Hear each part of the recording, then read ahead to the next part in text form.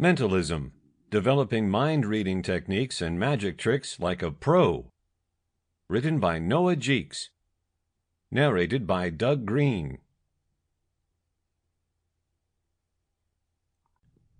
Mentalism, Psychology Tricks and ESP Explained. Written by Jeecks. Narrated by Greene. Chapter 1. Mentalism, Psychology as a Science. You are likely knowledgeable about mentalism as an efficiency art made popular by well-known programs like Psych and The Mentalist. But did you know that mentalism used to be an official branch of academic community? Mentalism once referred to a type of psychology that helped bring the science of human thought and feeling to the leading edge of public discussion.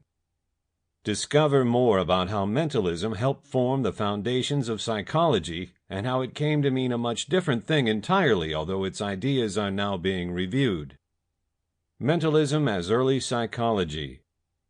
Mentalism started as a spin-off of philosophy, led by intellectual leaders like René Descartes, Baruch Spinoza, and Immanuel Kant. These individuals wanted to get to the heart of human thought processes and explain the general meaning of thought by using organized logic. While lots of these philosophers are still discussed and well-liked to this day, the unfortunate reality of their work was that it was mere thoughts on thoughts. The emerging scientific methods based on observation, as pioneered by those like Francis Bacon, shunted aside such musings as having a simple literary value, but not much substance concerning reliably explaining how humans think and behave. Nonetheless, guesses were all people had to go on in a time when psychological experiments were normally limited to dissection or anecdotal analysis. Sigmund Freud, in particular, used the deductive reasoning and assuming technique to describe the hysterias his clients were experiencing. Between him and Carl Jung, anecdotes and patient observations formed the backbone of what would later become contemporary psychology.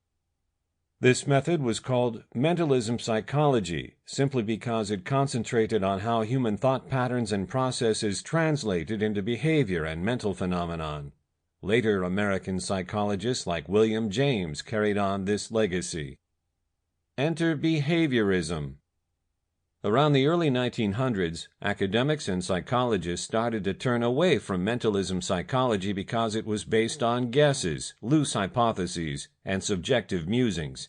Instead, they wanted to base their theories on Sample complete. Ready to continue?